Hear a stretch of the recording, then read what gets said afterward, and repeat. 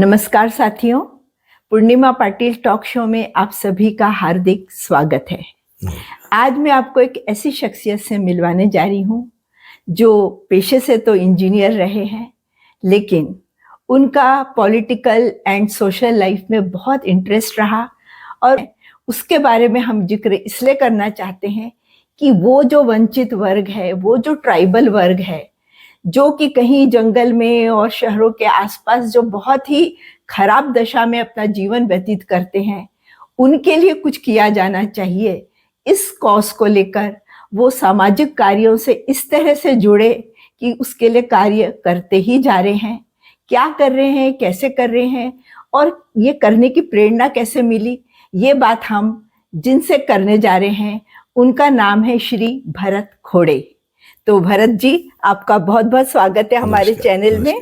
और मैं चाहूंगी कि एक बहुत ही प्रतिष्ठित जो फैमिली है खरगोन मध्य प्रदेश की, नेमाड़ जो एरिया है, वो है विश्वनाथ खोड़े जी के ये ग्रैंडसन है श्री भरत खोड़े। इनके ब्लड में भी ये सारी बातें आई है समाज सेवा की, और शायद इसीलिए वो इतना अच्छा कार्य कर रहे हैं।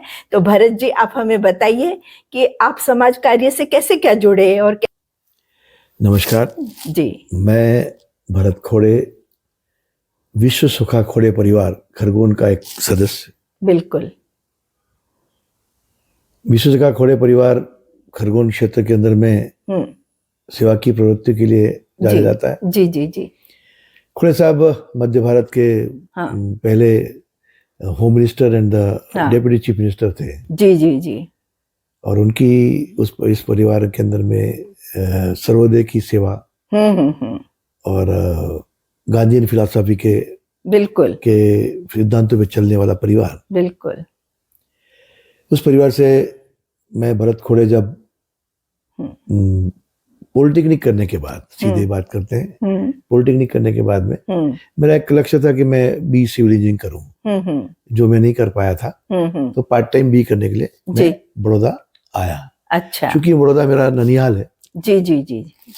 तो यहाँ आने के बाद में मैंने पार्ट टाइम बी 1979 में स्टार्ट किया। अच्छा। और उसको मैंने कंटिन्यू किया। अच्छा। व्यवसाय के अंदर इंजीनियर के रूप में मैंने अच्छे अच्छे काम किए, बड़ी बड़ी बिल्डिंगें बनाई। जी जी जी। और साथ साथ में स्थानिक विस्तार के अंदर में नया विस्तार बनाया था जहां हम रह रहे आज, जी न्यू समा जी। तो इसको आइडेंटिटी हमने दी जी। और यहाँ सोशल एक्टिविटी स्टार्ट की, गरबा एक्टिविटी से। अच्छा। स्वतंत्रता दिवस बना के, स्पोर्ट्स एंड एजुकेशन से, कल्चरल के माध्यम से। अच्छा अच्छा। तो धीरे धीरे यहाँ पे लोगों के साथ में जुड़ा होते गया। फिर इस बाद में राजनीति से जुड़ गए। फिर राजनीति के अंदर में मेरी वाइफ वंदना खोड़े पार्षद भी रही और अच्छी सेवा की प्रवृत्ति की। उस स्लम विस्तार के अंदर में उसने हम लोगों ने मिलके अच्छा काम किया कि बस्तियों के स्वच्छता के लिए काम शुरू किया। अच्छा अच्छा।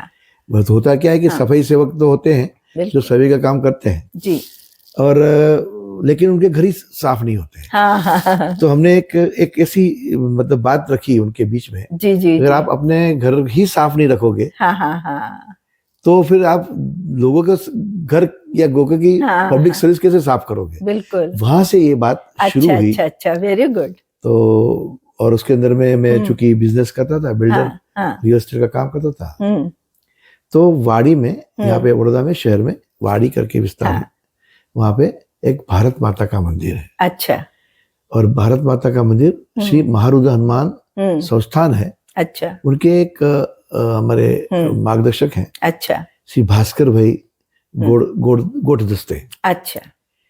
उनके संपर्क में आया। ओके। और वो चूंकि पुराने स्वयंसेवक थे जी, और इस प्रकार की लोगों के लिए शहर के गरीब बस्ती के अंदर में काम करते रहते थे। लेकिन उनको भी एक ऐसा अनुभव हुआ कि कोई उनकी परिचित महिला थी जो वनवासी क्षेत्र के अंदर में, अच्छा, नर्मदा किनारे एक आश्रम में गई। ओके। और उस आश्रम की जी स्थिति देख के उसको बड़ी मतलब आंखों में आंसू आ गए। वो गई तो उस दिन जो लेके गई थी सबको लगा लेके गई जी, तो उस दिन के बच्चों ने खा लिया। हाँ। तब उनके पास में आश्रम में 13 बच्चे थे। अच्छा। अब दूसरे दिन वो कहीं जाना था उनको, वहां होके वापिस आई। तो दूसरे दिन का भी मतलब व्यवस्था थी। तो उन्होंने पूछा कि क्या आज क्या बनने वाला है। तो उनके जो कुक ने बोला व्यवस्था के कि आज अपने पास में सिर्फ आटा है। अच्छा। और थोड़ी चीजें हैं। तो उन्होंने पानी के अंदर में सिर्फ मसाला तेल वगैरह डाल के वो और रोटी वो फिर बच्चों को खिलाई। अच्छा, यानी कुछ सब्जी नहीं, दाल नहीं, सिर्फ पानी में थोड़े से मसाले डाल दिए, नमक मिर्ची। तो वो आश्रम के अंदर में वो बापा जी महाराज कहीं से बच्चों को, आदिवासी बच्चों को लाके पालते थे। अच्छा। उनको सेवा करते थे। अच्छा अच्छा। तो वहां से उनको लगा कि नहीं, तो उस दिन उस जमाने में उन्होंने कुछ पैसे दिए। अच्छा। और कहा कि कुछ महीना कुछ दिन के लिए ये व्यवस्था करो। मैं जाके शहर में जाके कुछ कहूंगी तो तब यहाँ पे कुछ व्यवस्था हो सकेगी। हाँ हाँ हाँ। वो भार्गव भास्कर भाई के पास में आए। अच्छा। उन्हें बताया ऐसा है। तो भास्कर भी काम तो करते थे, उनको लगा ये तो बहुत बड़ा काम है और ये करना चाहिए। बिल्कुल। तो वहां से उनका काम शुरू हुआ। अच्छा। और उनके संपर्क में आने से 1999 के आसपास अच्छा मैं उनके संपर्क में आया। और ये एक दौर चला जी। धीरे धीरे 4-5 साल तक तो हम सिर्फ दान देते रहे। अच्छा। और शहर के अंदर में काम करते रहे। फिर बाद में एक बार मुझे लेके गए क्षेत्र में, वनवासी क्षेत्र में। अच्छा। उनके आश्रम थे उस जमाने में, 6 आश्रम थे। अच्छा अच्छा। तो वहां पर जाके देखा तो अच्छा काम कर रहे थे। अच्छा। जो वनवासी लोग होते हैं वो शहर के अंदर काम करने आते हैं। हाँ। बच्चे घर पे रहते हैं जी। तो फिर वो व्यसन में जुड़ जाते हैं, क्योंकि अकेले रहते हैं, गाली गलौज करते हैं, खेलते रहते हैं, उनको कोई देखने वाला होता नहीं है। बिल्कुल बिल्कुल। और उनकी कोई सोशल स्ट्रक्चर नहीं होता। हाँ। कोई संस्कार सिंचन नहीं होता। बिल्कुल। तो ये आश्रमों के अंदर में उन बच्चों को लाया जाता है। अच्छा। और उनके लिए खाने पीने की रहने की व्यवस्था, उनके कपड़ों की व्यवस्था, बिल्कुल, उनके बूट चप्पल की व्यवस्था, उनकी हेल्थ की व्यवस्था जी, उनके लिए संस्कार देने की व्यवस्था, यानी बेसिक नीड पूरी की जाती है और संस्कार भी दिया जाता है। संस्कार से ही वो राष्ट्र के साथ जुड़ेंगे। बिल्कुल बिल्कुल। अगर वो उनको सही संस्कार नहीं दिया जाएंगे जी, तो राष्ट्रीय प्रभाव में कैसे आ पाएंगे। बिल्कुल बिल्कुल बिल्कुल। इस भावना से फिर इस प्रकार के काम से जुड़े जी जी, और आज तक चल रहा है। और आज हमारे पास 14 आश्रम है। अच्छा। 14 आश्रम के माध्यम से हमारी पूरी टीम, यानी आपके गुजरात में 14 आश्रम? गुजरात में नहीं, सिर्फ हमारे यहाँ पे मध्य गुजरात में। यहाँ पे जो महाराष्ट्र की बॉर्डर है। अच्छा। और इधर मध्य प्रदेश की बॉर्डर है। अच्छा अच्छा। तो छोटा उदेपुर जिला है। हाँ हाँ हाँ। अच्छा। छोटा उदेपुर जिले के अंदर में नसवाड़ी है। अच्छा। फिर कवाट है। हाँ। फिर छोटा उदेपुर है। अच्छा। और अलीराजपुर जो मध्य प्रदेश की बॉर्डर, वो उस गाँव के अंदर में इन बच्चों को उन आश्रमों में रख के अच्छा उनको अनाज, अच्छा अनाज वगैरह देते हैं। Very good. नाश्ते सहित। अच्छा। फिर अच्छा दूसरी बात ये है, सिर्फ खाने देने से कुछ होता नहीं। संस्कार के लिए यहाँ पे रिटायर्ड शिक्षिकाएं हैं। अच्छा। जो अच्छे संस्कार दे सकती है, वो जाती बिल्कुल है। बिल्कुल। और कैसा है कि रिटायर्ड होने के बाद हमें कुछ तो समाज को सेवा देनी चाहिए, तो ये एक अच्छा कॉन्सेप्ट भी है कि वो उससे जुड़े। रिटायर्ड मतलब दिस इज अदर लेवल। हाँ, अदर लेवल एक्सपीरियंस को डिस्ट्रीब्यूट करना नहीं। जैसे लोग क्या होता है, काम धंधा करते रहते हैं, रिटायर हुए तो कई लोग घर में बैठ जाते हैं, सोचते हैं हम अब क्या करें। तो ये बहुत अच्छी बात है कि एक अच्छे कार्य से आप उनको जोड़ रहे हैं। हाँ, तो हमने टायर का मतलब ना, रिटायर टायर मतलब टायर नहीं है वो। They are not tired, they have started a different life. Correct. So rejuvenate करते हैं ना, कि यहाँ तक हमने ये काम किया, उस एक्सपीरियंस का उपयोग बिल्कुल हम दूसरे लोगों के लिए करेंगे। तो वो एक अपना एक अलग क्षेत्र। नहीं, बहुत अच्छी बात बताई, क्योंकि ये एक ऐसी प्रेरणा है कि ये कुछ जो भी समाज में कार्य चलते हैं, तो हम ऐसे लोगों को प्राथमिकता देते हुए अपने साथ जोड़े, जो ज्यादा मन से और अपने मतलब कहते हैं ना अनुभव से, उनके अनुभव ज्यादा अच्छे कार्य कर सकते हैं। और वो चूंकि अनुभव उनको उन बच्चों को मिलता है। हाँ, वही। तो वो सिर्फ पढ़ते नहीं है जी, वो उनको एक तालीम मिल जाती है। बिल्कुल। सो रियल एक्सपीरियंस जो होता है ये है कि आज की शिक्षा के अंदर में पढ़ाया जाता है तो शिक्षित होते हैं बस। तो मैं दादा कहा करते थे कि बच्चों को तालीम मिलना चाहिए। हाँ। जैसे एक वैदिक ब्राह्मण है, हाँ। वो वैदिक बच्चों को, उनके जो वैदिक जो शिक्षार्थी होते हैं, हाँ। विद्यार्थी, हाँ।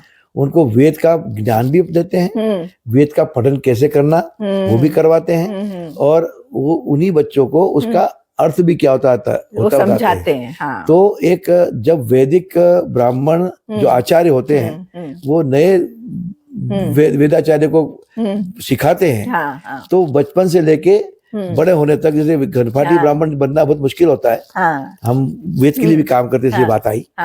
We are also working for Vedas. अच्छा। और इसके लिए हमने आज से 3 साल पहले बड़ौदा शहर में चतुर्वेद महासम्मेलन किया था। अच्छा अच्छा अच्छा। अब 1100 शाखाएं वेद की थी। अच्छा अच्छा अच्छा। आज की तारीख में सिर्फ 10 शाखाएं जीवंत है। Okay okay okay. So that is also we are doing. और चूंकि वेदों का काम करते हैं, इसलिए जगद्गुरु शंकराचार्य जी, अच्छा, श्री पश्चिम नाय द्वारका शारदा पीठ के शंकराचार्य, जगद्गुरु शंकराचार्य श्री सदानंद सरस्वती महाराज के संपर्क में हम आए। अच्छा। और चूंकि वेद के बारे में जब काम करना है और संस्कार के बारे में बात करना है, सनातन के बारे में बात करना है, तो उनको जब पता लगा कि इन क्षेत्रों के अंदर में, इन वनवासी दूर अंतर पहाड़ों के बीच में, जहाँ पे मतलब थोड़ी कच्चे रास्ते हों, तो ऐसी जगह पे उन्हें जाने का एक योजना बनाई। जब वो जगद्गुरु शंकराचार्य नहीं थे, तो उस वक्त जगद्गुरु शंकराचार्य थे स्वरूपानंद जी, क्योंकि दंडी स्वामी थे। अच्छा। भावी शंकराचार्य। उनके साथ में हमने 5 दिन का प्रवास किया। अच्छा। उन प्रवासों में गांव-गांव हम लगभग 18 गांव गए। अच्छा। उन 18 गांव के अंदर में वहां की स्थिति देखी और पता लगा कि भाई वहां तक हम लोग नहीं जाते हैं। जो आज धर्म के संस्कृत और विद्वान लोग होते हैं, वहां नहीं जाते हैं। तो इन लोगों को पता नहीं। अच्छा। वो लोग समझते वो अलग है और वो अलग है। कोई आके बोलता है कि ये तो बाहर से आए हुए लोग हैं और आप लोग भूलो और आपको धक्का मार के जंगल में डाल दिया है। ऐसा नहीं है। नहीं है। हाँ। फिर उनको जाके बात हमने उन्होंने बताई, उन्होंने गुरुजी ने बताई। अच्छा। जगद्गुरु शंकराचार्य ने बताया कि आप लोग मूल हैं। तो वनवास में कौन रहते थे पहले? ऋषि लोग रहते थे। वनवासी परंपरा थी, तो ऋषि महर्षि यहीं पर बने, उन्हीं से संस्कार प्राप्त हुए। तो आप तो अपने ही लोग हो। हाँ, हाँ। तो चूंकि भगवान राम के सेवक हनुमान जी थे और हनुमान जी वनवासी थे, तो उनके देवता कौन है? हनुमान जी है। हनुमान जी है। तो गांव के अंदर में हनुमान जी की सेवा हो, उनकी ध्वजा पताका लगे और कोई भी प्रकार की इसी इतर प्रवृत्ति न हो जिससे वो भ्रमित हो जाए। बिल्कुल बिल्कुल, बहुत अच्छा। इस योजना के माध्यम से वो कार्य भी हम कर रहे हैं। अच्छा अच्छा अच्छा। और विशेष रूप से इन बच्चों को तालीम अच्छी मिले, उसके लिए ट्रेनिंग सेंटर, अच्छा, और उनके लिए जैसे अपना ITI होता है ना, तो ITI जैसी संस्थाएं करके स्किल्ड, यस। तो जैसे स्किल्ड एजुकेशन से उनको काम धंधा मिलेगा। मैं पॉलिटिकल बात नहीं कर रहा हूँ, लेकिन मोदी जी की जो कल्पना अभी आई ना कि भाई लोगों को तालीम मिलना चाहिए, यानी कि पढ़ने के साथ साथ वो ट्रेंड होना चाहिए। बिल्कुल बिल्कुल बिल्कुल। मैं आपको एक बात याद कर रहा हूँ कि दादा बोला करते थे, एक प्रार्थना होती थी, मैं छोटा था बच्चा। जी जी जी। आज ये बात को कोट करने के इसलिए मन हो रहा है कि यानी दादा यानी विश्वनाथ जी खोड़े। जी जी जी, जी हाँ। तो हम लोग जब छोटे छोटे थे ना, तो प्रार्थना किया करते थे, गांधी जी की प्रातःकालीन प्रार्थना। आप भी जब आई थी, मुझे मालूम है कि सब बैठकर साथ में रात को सोने के पहले भी प्रार्थना होती थी। जी जी जी। और ये बिल्कुल, तो उसमें प्रार्थना के अंदर एक प्रार्थना मुझे बिल्कुल कंठस्थ और दिमाग में फिट हो गई थी, उसी को मेरा सिद्धांत बनाया था। अच्छा। जैसे आपने एक मेरा गाना सुना था ना, जिंदगी चलने का नाम, चलता रहे तेरा नाम। बिल्कुल। तो नाम से मतलब ये था कि जो परंपरा है, जो संस्कार है, जी, तो उस चीज को, संस्कार को एक दूसरे के पीढ़ी दर पीढ़ी आगे लेके जाना, ट्रांसप्लांट करना चाहिए। बिल्कुल बिल्कुल बिल्कुल। तो उसी बात को, सिद्धांत को लेके उस बात को हमने, जैसे प्रार्थना को हमने जीवन चरितार्थ करने के लिए मेरा प्रयत्न रहा और इन बच्चों के साथ जुड़ के और ये सेवा कार्य करने का भगीरथ कार्य, यानी बुनियादी शिक्षा जो देते हैं, जी, जी, जी, वो देने से वो आगे कोई काम धंधा मिलकर अपना जीवन यापन भी कर सकते हैं, संस्कार मिलते हैं, तो उससे वो जीवन एक अच्छा नागरिक बनता है। बिल्कुल, उनको उद्देश्य पता चलता है अपनी लाइफ का। कल को वो पढ़ा लिखा वनवासी बच्चा, हाँ, आज हम जहाँ जिस संस्थाओं में हम काम कर रहे हैं जी, वहाँ के कुछ बच्चे भी इंजीनियर बन गए। अच्छा, अब कुछ बच्चे डॉक्टर बन रहे हैं, अरे वाह, कुछ बच्चे लॉयर बन गए हैं। हाँ, और उनको भी ये सोच कर डाल रहे हैं कि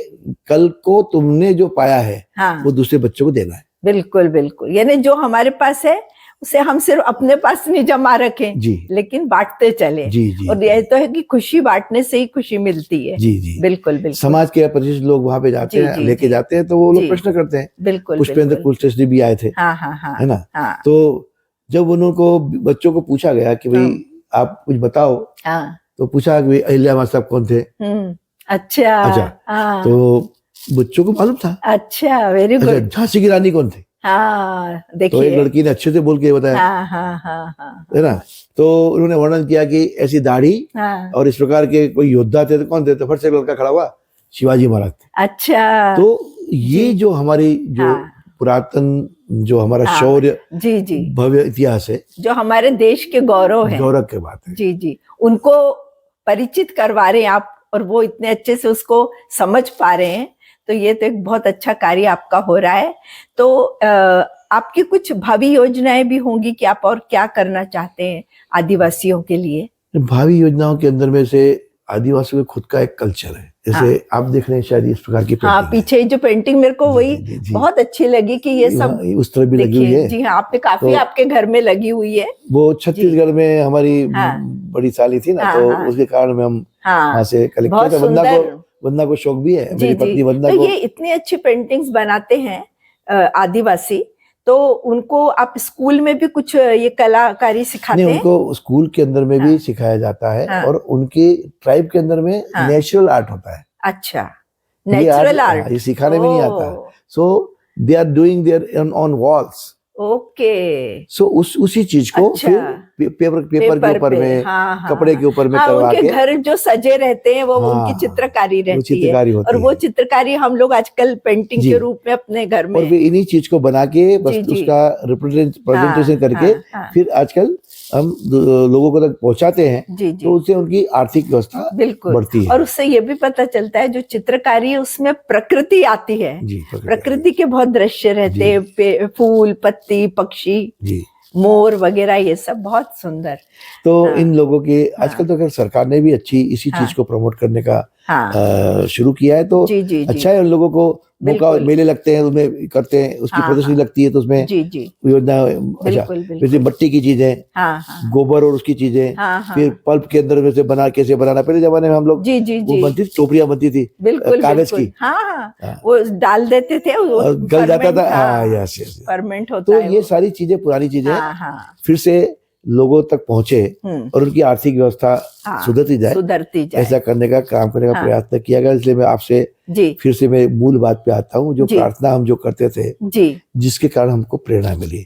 भास्कर भी जैसे हमें मार्गदर्शक मिले, और गुरु जी जगतगुरु शंकराचार्य, सदानंद सरस्वती जैसे का आशीर्वाद मिला, तो ये एक काम की दिशा मिली। करेक्ट। और वो इसलिए हम पकड़ पाए दिशा, क्योंकि हमारे जन्म में दादाजी ने यह संस्कार डाला था। और देखो, कहा जाए कि स्वच्छता करना चाहिए, उससे कुछ नहीं होता। जी। पर अगर स्वच्छता की मूवमेंट बन जाए, आंदोलन बन जाए, तो देश साफ दिख रहा है आज। बिल्कुल। आज हम दुनिया में जाते हैं तो गौरव से हमको लोग कहते हैं कि no, we are Indian. Correct. पहले ऐसा नहीं था। बिल्कुल। That is the difference. बिल्कुल। तो ये कैसे हुआ? तो एक हमारी जो पहचान है वो दुनिया के सामने आ रही, पता लग रही ना, अब पता लगा कि ये लोग वास्तव में ये हैं। बिल्कुल। पहले तो बेचारे गरीब, भूखे, नंगे, अपन वो अपने ही बंधु हैं। बिल्कुल। वनवासी बंधु, वो सेल्फ सफिशिएंट बने और उनमें गुण भी है, सब कुछ है। सिर्फ उनको एक दिशा देना, और उनको कुछ थोड़ा सा ही दिया आपने, उनको सिखा दिया, तो आगे वो बढ़ने लग जाते। अगर हमारे 2 बच्चे हैं जी, आज के जमाने के सिद्धांत के हिसाब से, अगर 2 बच्चे, पहले तो 5-5 बच्चे हुआ करते थे। बिल्कुल। अगर शहर का प्रति समृद्ध एक व्यक्ति, शहर का समृद्ध एक व्यक्ति बिल्कुल एक बच्चे को अडॉप्ट कर ले, तो कितना बड़ा काम हो सकता है। बिल्कुल, बिल्कुल उस दिशा के अंदर में काम कर रहे ये हैं। जो एक राष्ट्रवादी भावना है ना कि हम अपने देश के लिए कुछ अच्छा करें, तो ये छोटे छोटे कार्य अपने तौर पे भी हम करें तो बहुत बड़े काम हो सकते हैं। और हमारा देश में क्या कमी है? कुछ कोई कमी नहीं है। और आप जैसे लोग जो इस तरह के काम को लेके चल रहे हैं और लोगों को जोड़ रहे हैं, मुझे लगता है आज की बातचीत में जो लोग सुन रहे हैं वो भी ऐसे कार्यों से जुड़ सकते हैं। और ऐसे छोटे छोटे कार्य यदि हम अपने ही जहां हम रहते हैं उस एरिया के यदि हम वंचित लोगों के लिए कुछ करें तो बहुत कुछ। और एक बात और है कि लोग सोचते हैं कि मैं कर रहा हूँ, मैं दे रहा हूँ। हाँ, देखो मैं वो भावना नहीं होना, मैं तो नहीं मानता हूँ, क्योंकि हम कुछ नहीं कर रहे हैं जी। एक हम तो स्वयं सेवक हैं। हमारे मार्गदर्शक हैं भास्कर भाई, उनके मार्गदर्शन में काम कर रहे हैं। जी जी जी। आज आपने पूछ लिया तो बता दिया। हाँ। बाकी मूल बात में मैं आपको फिर से वो बात प्रार्थना कहूंगा। जी जी जी। तो आपको अच्छा भी लगेगा। हाँ। वो उसके ऊपर आज काम हो रहा है। अच्छा। ये प्रार्थना मूलतः गांधी जी की थी जी। बाद में मैंने कन्वर्ट की थी उसको थोड़ा सा। और फिर बाद में कई लोगों को बताई थी। और उसके ऊपर आज वास्तव में काम हो रहा है। जी जी जी। वो प्रार्थना में एक प्रकृति बच्चा जन्म लेता है। अच्छा। तब से संसार शुरू होता है। अच्छा। तो सबसे पहले आता है शरीर। अच्छा। शरीर, मन, आरोग्य, सफाई, घर, गांव की। हाँ, गांव, घर और गांव की पहले घर की सफाई होगी। बिल्कुल बिल्कुल। घर साफ होगा तो गांव साफ होगा। बिल्कुल। कितनी सीधी सरल कितनी सरल बात थी वो बचपन में। उनको आज भी वो प्रार्थना है, पर उसको चरितार्थ करने का परिकल्पना नहीं करके हम लोग गलती कर रहे हैं। तो शरीर, मन, आरोग्य, सफाई, आरोग्य अच्छा होगा और सफाई होगी तो सफाई घर गांव की। बिल्कुल। प्रबंध, खाद, क्योंकि अपना जो पुराना देश खेती प्रधान था, तो प्रबंध, खाद, अभी आप फर्टिलाइजर की बात करते हैं ना, तो अभी नेचुरल प्राकृतिक खेती के लिए उसकी प्रबंध अगर सिस्टमेटिक करोगे, एक गाय, सिर्फ एक गाय का गौमूत्र और गोबर 5 बीघा जमीन का पोषण कर सकती है। देखिए कितना। अब वो इकोसिस्टम था, वो हम जानते नहीं है। बिल्कुल। उसके ऊपर हम काम कर रहे हैं। तो प्रबंध, खाद, कूड़े का व्यवस्था, मल मूत्र की। अब सोचो आप। जी जी जी। उस चीज को कैसे सोचा था? बहुत ही है। और अब अभी हम बोलते हैं पॉलिटिक्स की बात नहीं कर रहे, लेकिन मोदी जी कर रहे हैं ना। बिल्कुल। व्यवस्था मल मूत्र की। महिलाओं को आज अच्छे वो मिल रही है। तो शिक्षा मिल रही है और मतलब कई तरह के कार्य करने को मिल रहे हैं। मैं जब गुजरात में आई तो मैं देख के दंग थी जब वो स्टेचू ऑफ यूनिटी देखने जा रही थी। बाहर में गुलाबी से रंग के जो बहुत लाइन से ऑटो खड़े थे और वहां मैं देख रही थी कि सब लेडीज जो हैं, महिलाएं, वो इलेक्ट्रिक बाइक, ई बाइक के अंदर में वो चला रही महिलाएं कर रही है। और अच्छा, वो भी आदिवासी और वनवासी है। हाँ, वनवासी है, स्थानिक है वो। जी हाँ। और सुपरवाइजर भी उनकी एक महिला है। पूरा वो सीन देख के इतना मुझे खुशी हुई देखकर कि यानी गुजरात में जिस तरह की चीजों को पहल की गई है, काश वो सभी स्टेट में भी ये चीजों को अपनाया जाए और महिलाओं को, आदिवासी महिलाओं को इस तरह से हम आगे ला जा सकते हैं। उनको ट्रेनिंग मिल रही है। वो इतने अच्छे से बात कर रही हैं, बता रही हैं, कॉन्फिडेंट है, आत्मविश्वास से भरी हुई। नहीं, हम लोग हम आप पूछे थे कि व्यवस्था मल मूत्र की। जैसे अनाज, दूध, पानी, अनाज, दूध, पानी का बंदोबस्त बना रहे। ओहो, देखिए, देखो खेती में सब वो काम में आ रहा है। अनाज मिल रहा है, अनाज, दूध, पानी। तो ये क्या है कि minimum requirement of the food होता है ना। बिल्कुल बिल्कुल। Civil distribution system. बिल्कुल। तो अनाज, दूध, पानी का बंदोबस्त बना रहे, खेती और मवेशी की हमेशा बढ़ती रहे। अरे वाह, देखिए कितने सरल शब्दों में कितनी बड़ी बात है। मतलब बिल्कुल जिसको बोलते हैं ना गागर में सागर वाली बात। ये है इसमें बहुत बहुत ही बढ़िया। खेती और मवेशी की हमेशा बढ़ती रहे। हर एक घर में धंधे, चरखे व दूसरे चले। अब चरखे को सिंबॉलिक किया था गांधी जी ने, उनको हमने समझा नहीं।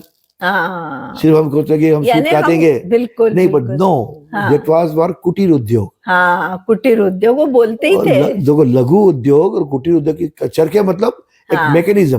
Correct. Doing engineer, I consider that as a mechanism and engineering. So हर एक घर में धंधे, कुटीर उद्योग और गृह उद्योग चले। बिल्कुल बिल्कुल। और देखिए ना, कोई बेकारी ना रहे, फिर बेकारी खत्म हो जाएगी। स्वावलंबन की बात, घर घर में स्वावलंबन आ जाएगा यदि चरखा चले, यानी कुटीर उद्योग चले। और वो एक सिंबॉलिक था। कोई अगरबत्ती बना रहा है, कोई कपड़ा बना रहा है, कोई कुछ ये कर रहा है, कोई छोटी बड़ी चीजें बना रहा है। गांधी जी का यही था कि औद्योगिक क्रांति लाने के पहले कुटीर उद्योगों को हम बढ़ावा दें। पर किसी ने समझा नहीं, समझना चाहिए। बिल्कुल बिल्कुल। तो होते हैं श्लोक, पर उसको पढ़ के हम बोल देते हैं, लेकिन उसके अंदर क्या है हम जाते नहीं। तो हर एक घर में धंधे, चरखे व दूसरे की जगह गृह उद्योग और कुटीर उद्योग चलेंगे। मैंने उसको चेंज किया था। बिल्कुल बिल्कुल।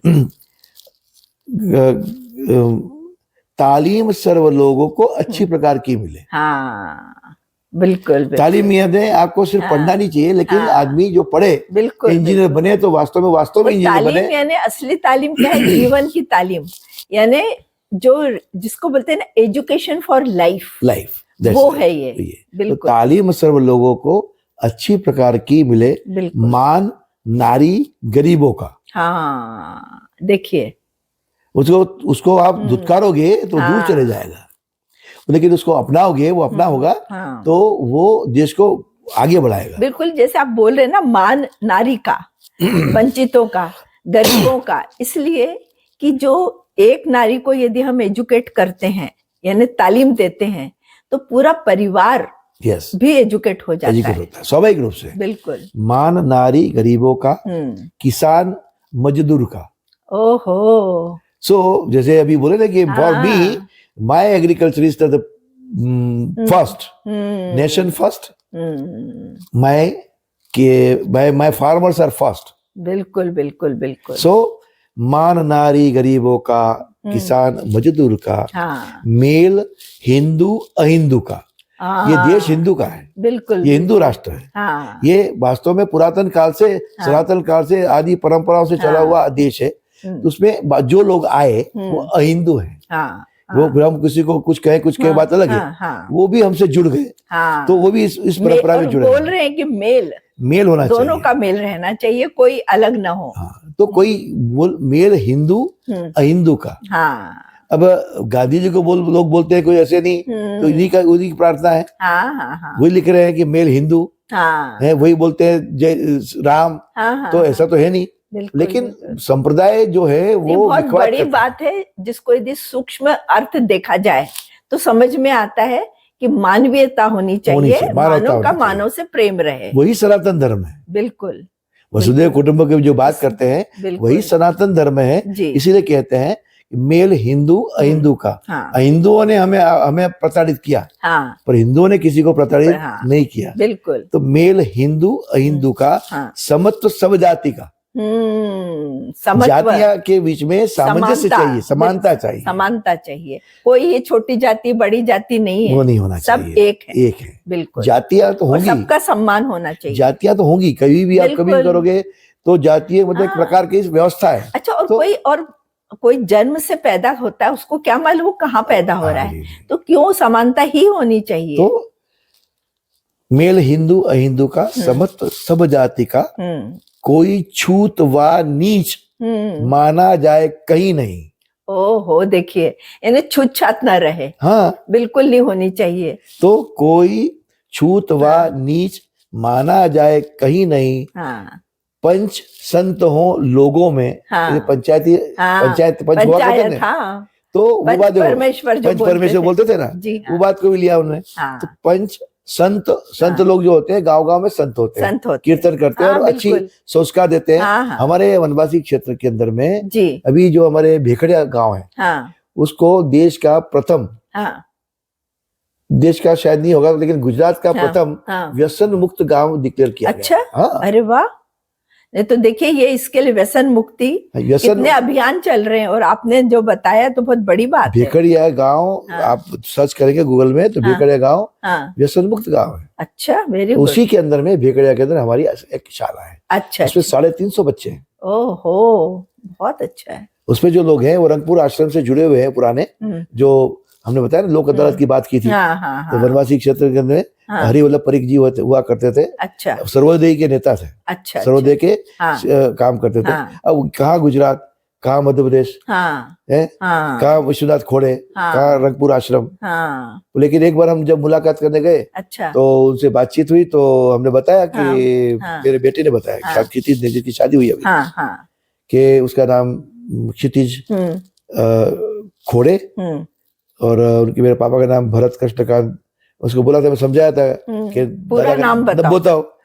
तो विश्वनाथ खोड़े, जैसे ही विश्वनाथ खोड़े बोले, बच्चा बोला, तो उन्होंने बोला कि अरे तुम खोड़े साहब के पोते हो, तो परपोते हो। अच्छा, तो तुरंत याद किया उन्होंने कि चंद्रकांता कैसी है आपकी मासी। जी जी जी जी, है ना, चंद्रकांता कैसी है, रमाकांत कैसे हैं।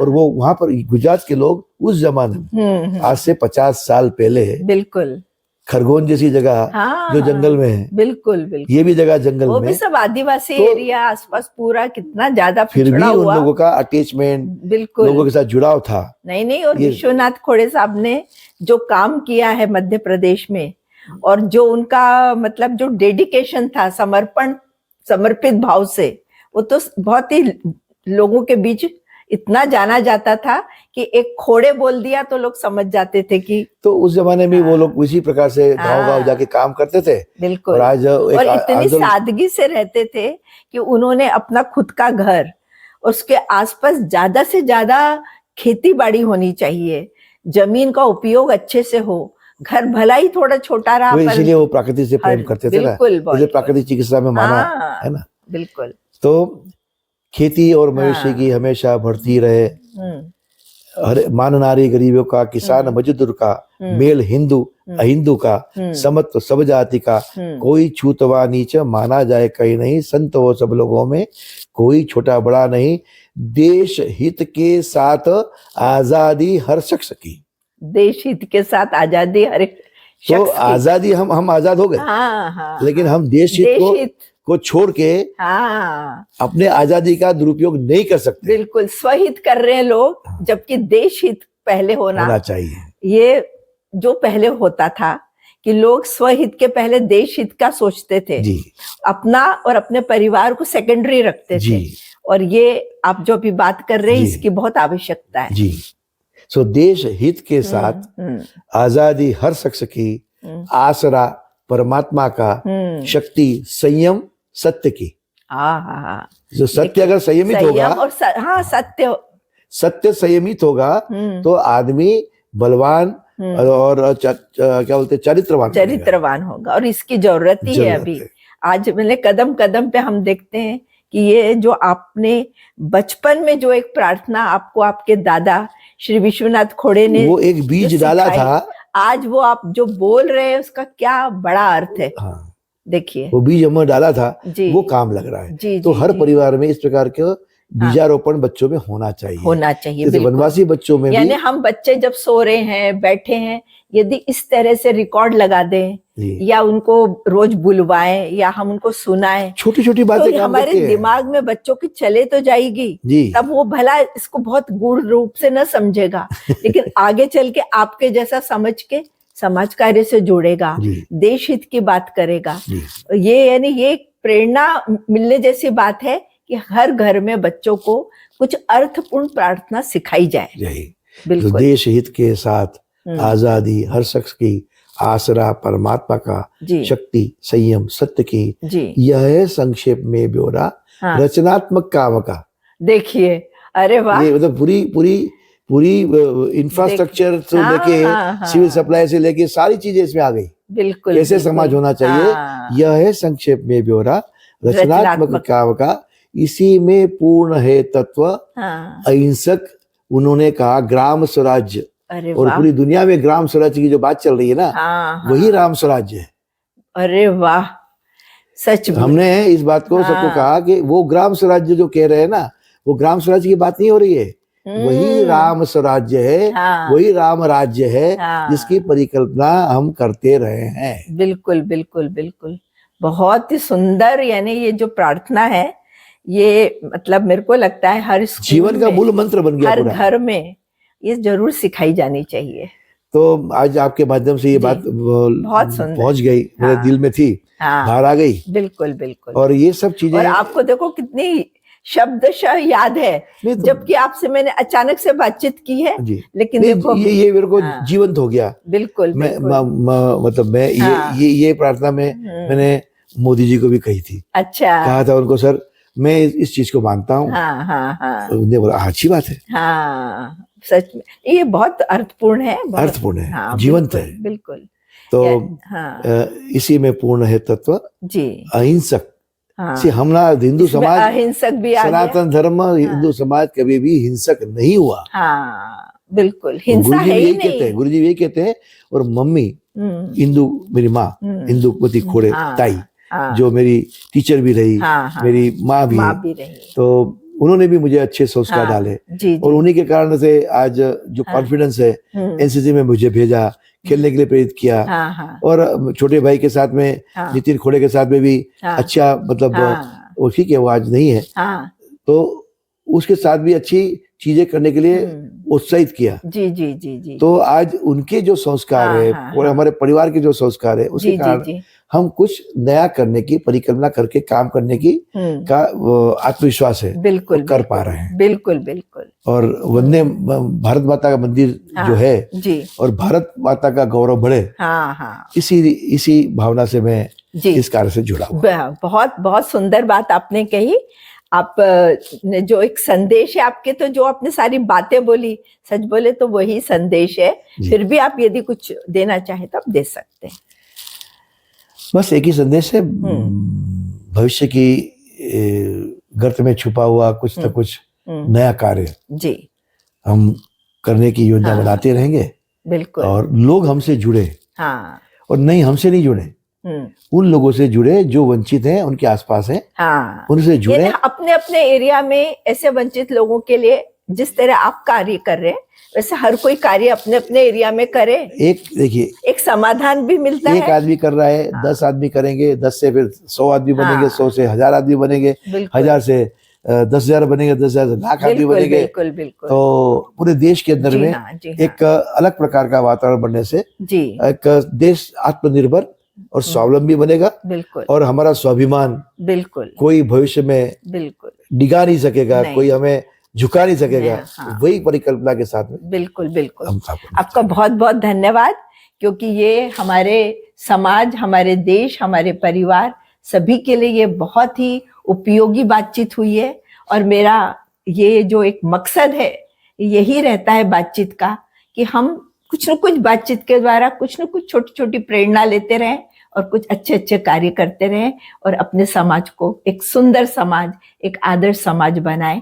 धन्यवाद आप सबको, आपने अपना समय दिया, और आपको भी भरत जी बहुत बहुत धन्यवाद।